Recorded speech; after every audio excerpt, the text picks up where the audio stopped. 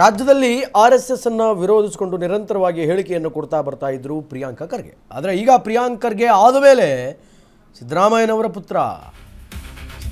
ಪುತ್ರ ಈಗಿನ ಮೈಸೂರಿನ ಉಸ್ತುವಾರಿ ಸಚಿವರಾಗಿರುವಂತಹ ಯತೀಂದ್ರ ಅವರು ಆರ್ಎಸ್ಎಸ್ನ ವಿರುದ್ಧ ಮಾತಾಡ್ತಾ ಇದ್ದಾರೆ.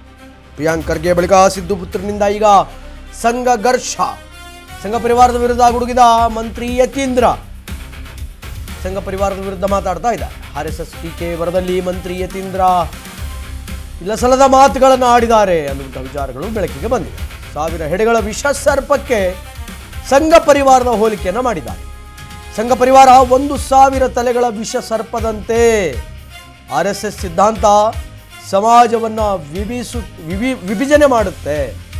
ಆರ್ಎಸ್ಎಸ್ ವಿರುದ್ಧ ಯತೀಂದ್ರ ವಾಗ್ದಾಳಿಯ ವಿಡಿಯೋ ಸಿಕ್ಕಾಪಟ್ಟೆ ವೈರಲ್ ಆಗ್ತಾ ಇದೆ. 3 ದಿನಗಳ ಹಿಂದೆ ಮೈಸೂರಿನಲ್ಲಿ ಯತೀಂದ್ರ ಈ ರೀತಿಯಾದಂತಹ ವಿವಾದಾತ್ಮಕ ಹೇಳಿಕೆಯನ್ನು ನೀಡಿದ್ದಾರೆ. ಖರ್ಗೆ ವಿಚಾರವಾಗಿ ಬಿಜೆಪಿ ಖಂಡಿಸಲು ಹೋಗಿ ಯತೀಂದ್ರ ಅವರು ವಿವಾದಕ್ಕೆ ಸಿಕ್ಕಾಕೊಂಡಿದ್ದಾರೆ. ಪ್ರಿಯಾಂಕ ಖರ್ಗೆ ಬಳಿಕ ಸಿದ್ದು ಪುತ್ರನಿಂದ ಈಗ ಸಂಘರ್ಷ. ರಾಜ್ಯ ರಾಜಕಾರಣದಲ್ಲಿ ಸಿದ್ದು ಪುತ್ರನ ಸೆನ್ಸೇಷನಲ್ ಹೇಳಿಕೆ ಇದೆ. ಅದರ ಹಂಗಾಮ ನಡೀತಾ ಇದೆ. ಸಂಘ ಪರಿವಾರದ ವಿರುದ್ಧ ಮಂತ್ರಿ ಯತೀಂದ್ರ ಟೀಕೆಯನ್ನು ಮಾಡಿದ್ದಾರೆ. ಏನೋ ಒಂದು ಸ್ವಲ್ಪ ಇಲ್ಲಸಲ್ಲದ ಮಾತುಗಳನ್ನು ಹಾಡಿದ್ದಾರೆ.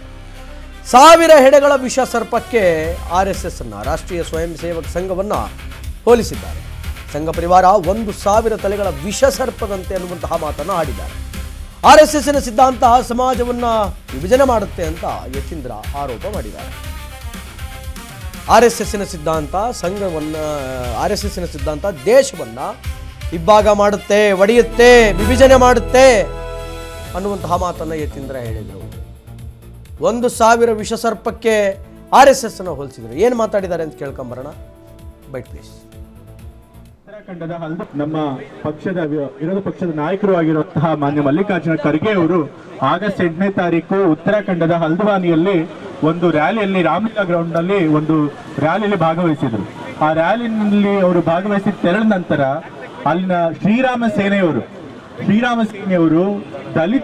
ಮಲ್ಲಿಕಾರ್ಜುನ ಖರ್ಗೆ ಅವರು ದಲಿತರನ್ನು ಒಂದೇ ಕಾರಣಕ್ಕೋಸ್ಕರ ಅವರು ರ್ಯಾಲಿ ಮಾಡಿ ಹೋದಂತ ಸ್ಥಳನ ಶುದ್ಧೀಕರಣ ಮಾಡಿದ್ದಾರೆ. ಇದೇನ್ ತೋರಿಸುತ್ತೆ? 80 ವರ್ಷಗಳ ಸ್ವಾತಂತ್ರ್ಯ ಬಂದಾದ್ರೂ ಕೂಡ ಒಬ್ಬ ದಲಿತರು ಎಷ್ಟೇ ಎತ್ತರದ ಸ್ಥಾನ ಹೇರಿದ್ರು ಕೂಡ ಇವತ್ತು ನಮ್ಮ ಜಾತಿ ವ್ಯವಸ್ಥೆಯಲ್ಲಿ ಯಾರು ತಮ್ಮನ್ನ ತಾವು ಶ್ರೇಷ್ಠರು ಅಂತ ಕರ್ಕೋತಾರೆ ಅವ್ರ ದೃಷ್ಟಿಯಲ್ಲಿ ದಲಿತರು ಈಗಲೂ ಕೂಡ ಅವರು ಕೆಳಮಟ್ಟದವರೇ, ಅವರು ಇನ್ನೂ ತುಚ್ಛವಾಗಿ ಕಾಣ್ತಾರೆ ಅನ್ನೋದು ನಮಗೆ ತೋರಿಸುತ್ತೆ. ಇದಕ್ಕೆ ನೇರ ಹೊಣೆ ಆರ್ಎಸ್ಎಸ್. ಈ ಆರ್ಎಸ್ಎಸ್ ಅನ್ನೋದಿದೆಯಲ್ಲ, ಇದು ಒಂದು 1000 ಹೆಡೆಗಳಿರುವಂತಹ ವಿಷನಾಗರ. ಆದ್ರೆ ತುಂಬಿಕೊಂಡಿರುವಂತದ್ದು ಜಾತಿವಾದ, ಕೋಮುವಾದ, ಮನುವಾದದ ವಿಷ ತುಂಬಿಕೊಂಡಿರುವಂತದ್ದು. ಇದು ಇಡೀ ಸಮಾಜಕ್ಕೆ ವಿಷ ತುಂಬುವಂತ, ವಿಷ ಕಕ್ಕುವಂತ ಒಂದು ನಾಗರ. ಇದನ್ನ ನಾವು ಹೀಗೆ ಬಿಟ್ರೆ ನಮ್ಮ ಸಮಾಜ ಹಾಳಾಗುತ್ತೆ, ನಮ್ಮ ದೇಶನೂ ಹಾಳಾಗುತ್ತೆ. ಹಾಗಾಗಿ ಯಾರ್ಯಾರು ಪ್ರಜ್ಞಾವಂತರಿರ್ತಾರೆ, ಯಾರು ಈ ಜಾತಿ ವ್ಯವಸ್ಥೆಯನ್ನ ತೊಡೆದು ಹಾಕ್ಬೇಕು ಅಂತ ಭಾವಿಸಿರ್ತಾರೆ, ಅವರೆಲ್ಲರೂ ಕೂಡ ಇವತ್ತು ಈ ಆರ್ಎಸ್ಎಸ್ ನ ಹೀನ ಮನಸ್ಥಿತಿಯನ್ನ ನಾವು ಖಂಡಿಸಬೇಕು. ಅದ್ರ ವಿರುದ್ಧ ನಾವು ಪ್ರತಿಭಟನೆ ಮಾಡಬೇಕು. ಆರ್ಎಸ್ಎಸ್ ಅವರು, ಬಿಜೆಪಿ ಅವರು, ಶ್ರೀರಾಮ್ ಸೇನೆಯವರು ನಮ್ಮ ಕಾಂಗ್ರೆಸ್ ಪಕ್ಷದ ಅಧ್ಯಕ್ಷರಾದಂತ ಮಲ್ಲಿಕಾರ್ಜುನ ಖರ್ಗೆ ಅವರ ಹತ್ರ ಅವರು ಸಾರ್ವಜನಿಕವಾಗಿ ಕ್ಷಮೆ ಕೇಳಲೇಬೇಕು. ಅಲ್ಲಿ ತನಕ ನಾವು ಈ ಪ್ರತಿಭಟನೆ ಮುಂದುವರಿಸಬೇಕು, ಬಿಡಬಾರ್ದು ಅಂತ ಹೇಳಿ ನಮ್ಮ ಕಾಂಗ್ರೆಸ್ ಕಾರ್ಯಕರ್ತರು ನಾನು ಮನವಿ ಮಾಡ್ತಾ ಇದ್ದೇನೆ.